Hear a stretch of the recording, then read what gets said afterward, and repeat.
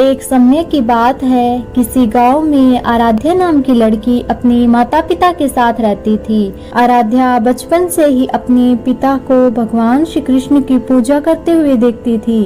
एक दिन उसके माता पिता को किसी कारणवश गांव से बाहर जाना पड़ा, तो वो अपनी बेटी को भी साथ ले जाना चाहते थे, परंतु दुविधा यह थी कि श्री कृष्ण जी को भोग लगाएगा कौन। उन्होंने आराध्या को भोग लगाने की जिम्मेदारी सौंपी और कहा कि देखो बेटी, सुबह उठकर स्नान करके श्री कृष्ण भगवान को भोग लगाने के बाद ही तुम भोजन ग्रहण करना।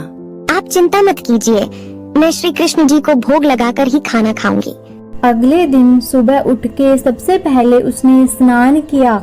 स्नान करके उसने भगवान श्री कृष्ण के लिए गुड़ और घी डाल के बाजरे का खिचड़ा बनाया और भगवान श्री कृष्ण की मूर्ति के आगे रख दिया और बोली, भगवान जी, मैंने आपको भोग बना दिया है, मैं यहाँ पर रख रही हूँ, जब आपको भूख लगे तब खा लेना।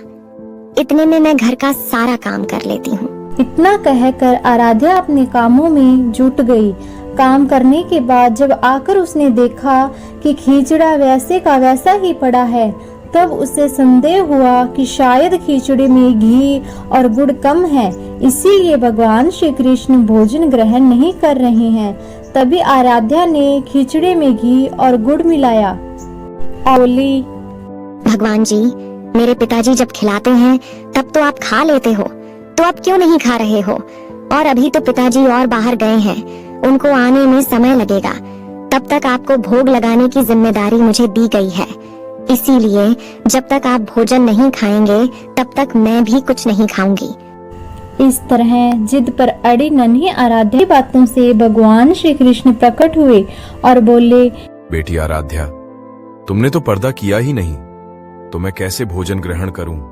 तब आराध्या चुनरी का पर्दा करती है और कुछ ही समय में श्री कृष्ण जी के सामने रखी हुई खिचड़ी की थाली खाली हो गई। अब आराध्या रोज सुबह सबसे पहले श्री कृष्ण जी को बाजरे का भोग लगाती और बाद में खुद भोजन ग्रहण करती। कुछ दिनों के बाद घर लौटने पर आराध्या के माँ बाप भी श्री कृष्ण की लीला देखकर दंग रह गए। इस तरह आराध्या भगवान श्री कृष्ण की परम भक्त बन गई।